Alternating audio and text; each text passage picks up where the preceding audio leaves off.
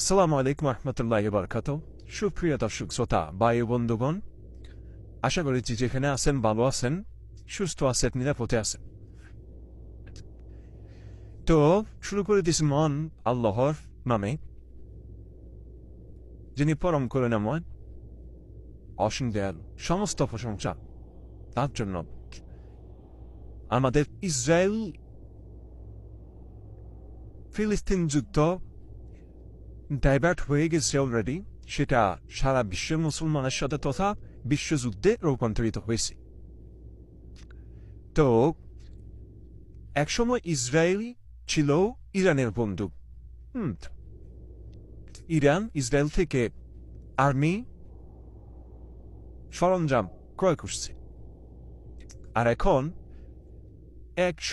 পরবর্তী মুহূর্তে খামেনি আসার পরে সরাসরি কিন্তু ইসরায়েল ইরান যুদ্ধ করে নাই।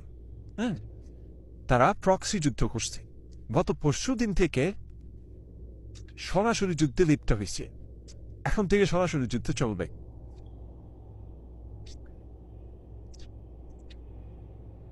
ইরান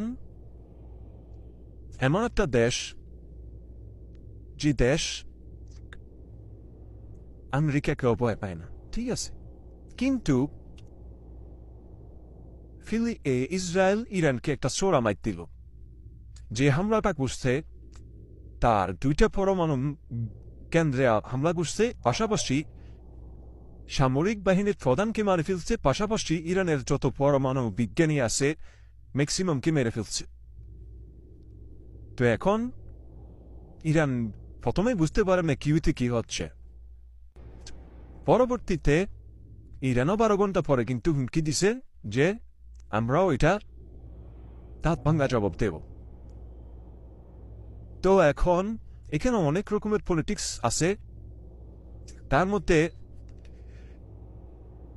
আমাদের যে মুসলিম রাষ্ট্রগুলা ইসরায়েলকে সহযোগিতা করছে, জর্দান, তো সরাসরি অনেকে অন্যরা সহযোগিতা করে নাই, কিন্তু এখন ইরানের সাথে যুক্ত আমাদের সৌদি হইতে শুরু করে সকল মুসলিম রাষ্ট্রগুলা কিন্তু ইরানের সাথে যুক্ত হয়ে গেছে।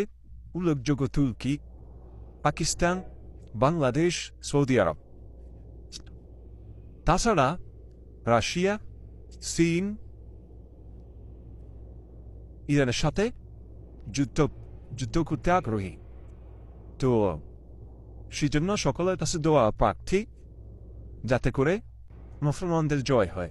ইভেন কি ভবিষ্যৎবাণী